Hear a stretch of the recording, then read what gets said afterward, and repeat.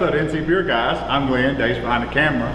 We are very pleased today to be with Dan Gridley at the Farm Boy Farms in Pittsboro. Thanks for having us, Dan. It's a pleasure to be here. Pleasure to have you. We have heard so much about local sourcing and what Farm Boys is doing, and we're so pleased to have us out here today on a Sunday afternoon. And we've been here a while already learning about the process and talking, and it's great things are going on in Pittsboro. Well, excellent. So we're in the malt house. Correct. And we're going to start the process by having Dan show us what goes on in the malt house. Now, before it gets into this stage, what has happened outside of the grain? It initially was combined from the field, and then we send it through our seed cleaner, and then we store it in our silos. And then actually, right before we malt, we send it through the seed cleaner again, and that's just to differentiate the plumpness of the seeds, where the dwarf seeds are removed, and the dwarf seeds actually are sent across the street to our livestock farm, and then our neighbors, and then the plump seeds are then brought into the malt house. Okay. And then we head into the soak tank, which is a former milk tank. And it goes through our process, about 36 hours of completely submerged and also an air rest. Right now we're in the middle of an air rest. And during this process, the grain is going from a moisture content of about 10 or 12% from storage in the silos to about 44% inside of the soak tank. And then after about 36 hours, you'll start to see some chitting, which is the rootlet forming. As you can see, it hasn't started yet.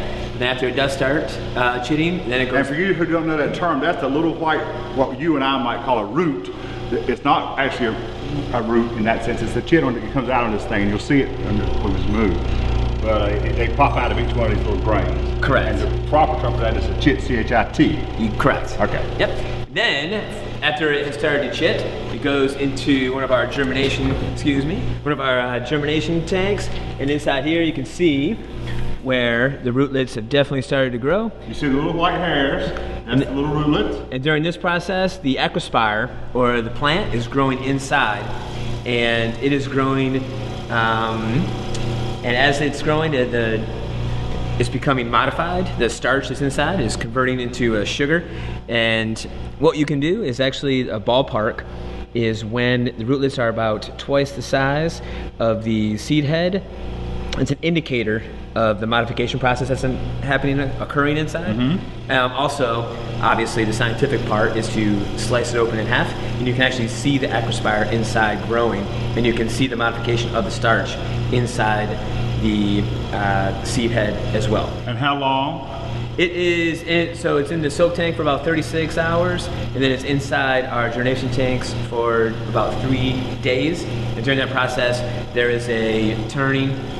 A manual shoveling or turning over. Correct. Because you don't want too much heat or too much moisture in one place. Correct. Keeping it balanced. And we also, during that process, it allows for that aeration exchange for the carbon dioxide, and as well as we add a spray H2O water mixture to maintain the growth of a consistent efficiency with that modification process. Okay. And then, after it's ready, which is about now, this is getting really close, you can, again, as you said, you can test the aquaspire length, and then you can also even bite it and taste the sugar conversion that has occurred. Right. That goes from inside our germination tank into one of our kilns.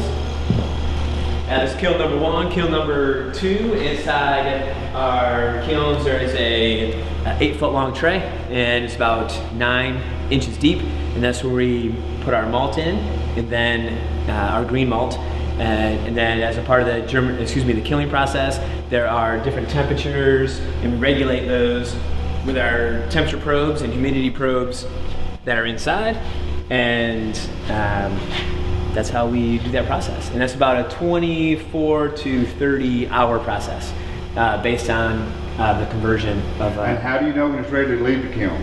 When it's based on our temperature controls and our moisture content, when it hits, readers are hits certain benchmarks. Correct. And the first 12, 14 hours, it's usually around 120 degrees Fahrenheit. And then once that moisture gets to a particular position, then we increase the temperature, and then that final stage where the grain temperature is getting to about 180, 190 degrees, and that's where our moisture content is about 4.5%. And as father-in-law was just explaining to me at this point and showing me, this has still got the tails on it. Correct.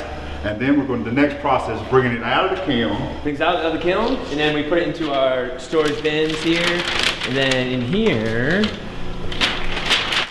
you can see here that this is the malt that's ready to be brewed with the beer, but... And you'll see now that the little white hairs that were on it before, the chits, have now somewhat diminished, and they've changed to a more brownish color. Correct, that's a part of that kilning process. Now tell me what this, I just had a chance to taste this and taste what was in the kiln, and this tastes sweeter than what's in the kiln. And why is that? And what's going on there? During part of the germination process, we try to have the consistency with our malt, and as a part of that, we definitely have some artisan craft, and based on that modification process, our goal is to have as consistency as possible with that modification process, and have that be in the area that we are. There are some different processes with that. So again, we just try to, as I said, get that consistency and product converted time and time again.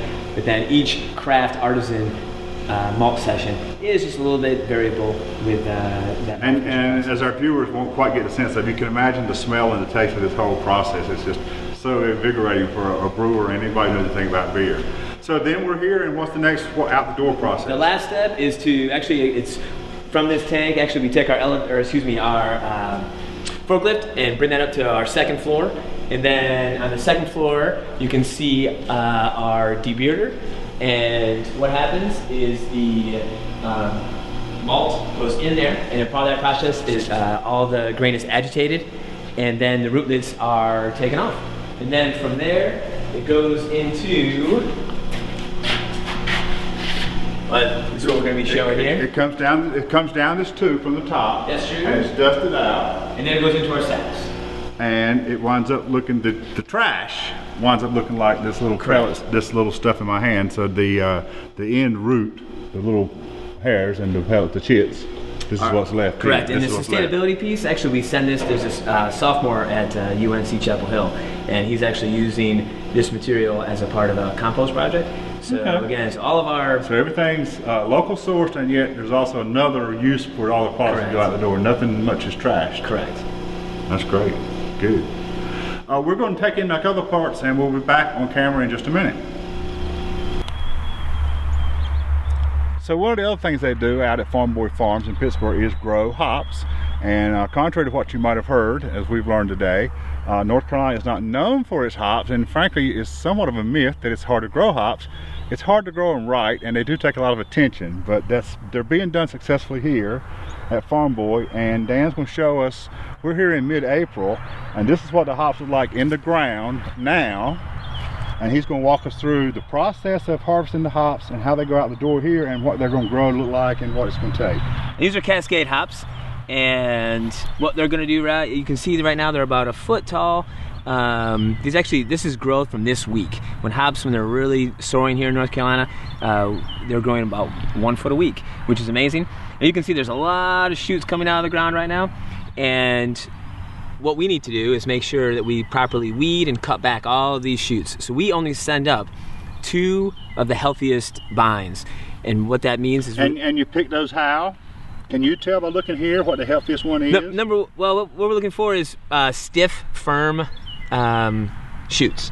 So you can tell as you feel them, this one's a little thinner, and it's kind of not so wobbly. You can see, take a look at this, it's nice and thick, firm. It's also near the center of the row, so that means it's going to make it a little bit easier of a transition to climb up the line. And before we go any further, you don't want the fruit the first couple years? Is that what we heard? You're just not going to get a great yield. After the yield year 1, year 2. Yeah, once you get to year 3, 4, and 5, that's when you're really going to start to see your tremendous amount of hop cones. I got you.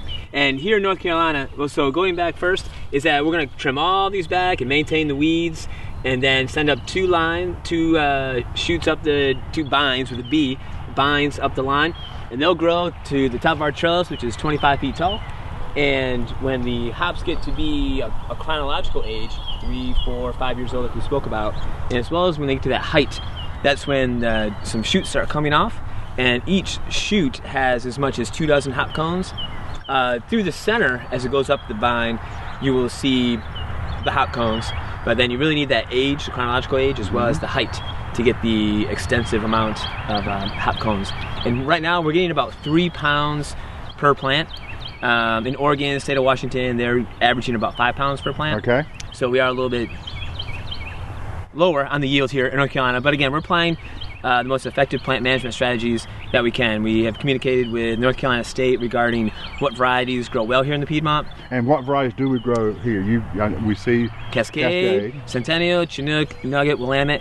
Zeus and Galena also grow well here in the Piedmont. Based on research at NC State, we do not currently grow Zeus and Galena, but we know that that is something that you could do, correct, and would do well here. As well as if we have some homebrewers and microbreweries that are interested, we can get that in the ground. Okay, and now you don't process the hops out the door in packages or pellets.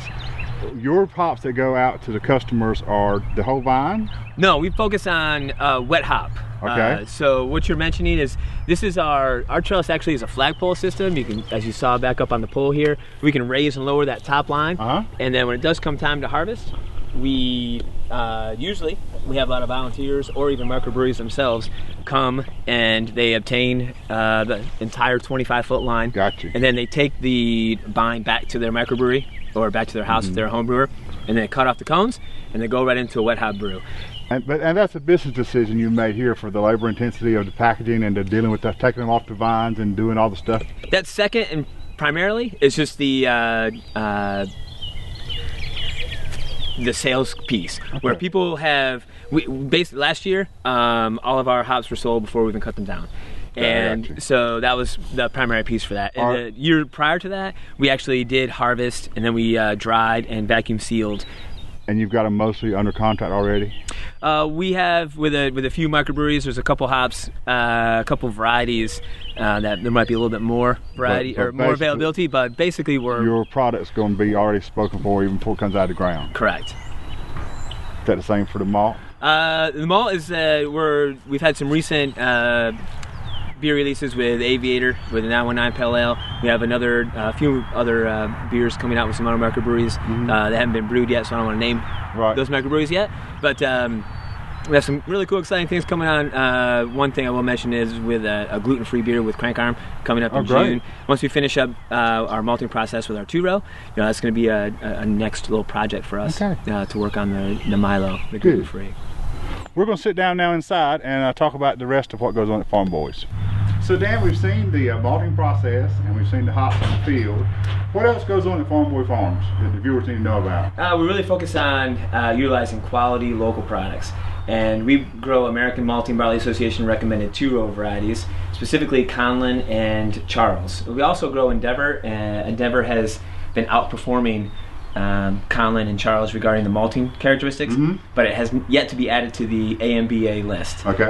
So we definitely strive for using particular barley intended to brew with beer. We also grow rye and wheat, and also Milo, which is a gluten-free grain. We just touched on down in the hop yard with some upcoming beers. And again, we just really want to focus on locally grown, locally processed, and then locally distributed for consumers here in North Carolina. Basically the whole entire process, keeping the economy in North Carolina with the craft beer industry. And one of the things that you said off camera, I think, as we were walking up from the field, you also are expanding your hops.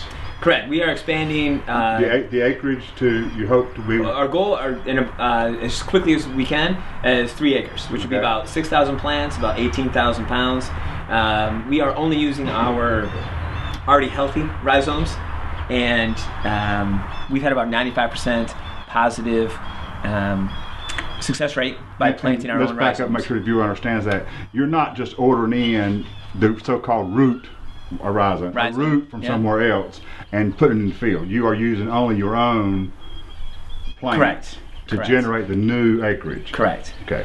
And that's a quality control issue. 100%. It's an efficiency issue because these out-of-state roots could come with any number of issues. Is that correct? They could have diseases on them, and we definitely want to just, as I said, be on control of the entire process as much as we can. Good. So, you've been out here since, what, 4 or 5 years? It's our 5th year going into growing hops and growing barley. You had a life before this. What was it? And I still am education teacher. Oh, so this is not a full-time operation for you? It's full-time, so it's an 80-hour work week. Oh, okay, I see. It's two full-time. You're right. So yeah, so during the day. And you were a home brewer and a teacher and thought you wanted to do a farm, or how did this? Oh, I was a home brewer since I was in college, since I graduated from college, and my father-in-law had the land out here, so we communicated with NC State and chose to just for fun, for personal use, grow hops that would be growing well here in the Piedmont. Right. And then it evolved. Was hops the first thing that was That's the grown first thing here? that we started. Beerish? Correct. Okay. And then the next year it was the little piloting 7 acres with AMBA 2-row and 6-row robust and Colin, and then based on that plant management strategy and database information we were able to obtain from Appalachian State and North Carolina State, we just continued to move forward with supporting the local economy with the craft beer industry. And it's just been amazing, and we've been at this a couple of years, the wave of craft beer in North Carolina. And that's got to have been a benefit for you. You could hardly have let into a better time to be doing what you're doing. 100%. We started 5 years ago. There were 32 microbreweries. At the end of this year, it's projected over 120. We're soon to be 120. Yeah. Well, every day. It depends on which day it is. Of course. So it's been a tremendous support that we've had from homebrewers, craft brewers, as well as our side to, again, that local quality. Well, it's obvious from your reputation. I mean, you can't talk beer in North Carolina without hearing about Farm Boys and what you're doing. And having been out here today, we can see where the quality comes from. But it's such a collaborative environment in North Carolina. The whole beer community seems to be never in competition with each other. So you must have felt that support and that whole part of something bigger. And you're right. And we've had tremendous amount of support from microbreweries and farmers and just patrons just excited to hear about what we're doing and to support us as well as they can. And it's almost like I kind of getting the picture, you can almost not do enough to suit everybody, to satisfy everybody's wants and desires. Correct. So we're not picking and choosing, but we are just trying to meet. Well, but you've got some long-term relationships and Correct. You've got some newbies. I mean, Correct. Honestly, if you've been working with somebody for a while and the new guy comes, you've got to service your existing accounts. Correct. Right. But again, we're trying to support as many as we can. And you're trying to grow and meet more demands all the time. And we have farmers come and they call about, I want to start a hop yard. Where does that entail? Yeah, talk about that. Is that something that we're going to see, or we're going to see this kind of operation all over the state? I hope so. We can't grow enough hops in the state of North Carolina. But the climate is not good everywhere. Correct, and the soil type, you're right. And also just the initial, based on research NC State, it has on average about $10,000 to start, or per acre, to start a hop yard. Okay. So that initial expense and not having the yield of the hops, and not until year 3, year 4. So that's one of the main. And it's not a casual crop at all. No, it's fairly labor intensive, and you got to pay attention. You got to nurse that like a real gardener. Correct. To get the quality. Yeah, year 1, year 2, not a lot of hands-on, but definitely by year 3, year 4, tremendous amount of work. And that's not something that's going to be automated anytime soon because there's not enough of it to go around for any automation to kick in, to speak of. Not for very cheap anyway. Well, right, for sure. Until you get to be huge, not what we're talking about. Right, acres, not what we're talking about. And that what you just commented on too is that going to be something that is attainable and to be on the commercial side of in North Carolina. So if we get there, which would be great, then based on the plant management strategies and using the data to move forward to have that quality local product, then that would be fantastic. Great. Thanks so much for having us out. It was a pleasure having you guys here today. We have learned so much. It's just been amazing. It's been a great visit. Excellent. I appreciate it. Thanks so much. Until next time, this has been another episode of the NC Beer Guys, NC Beer Buzz, and we'll catch you next time. And remember, until then, drink local and keep your beer dollars in North Carolina.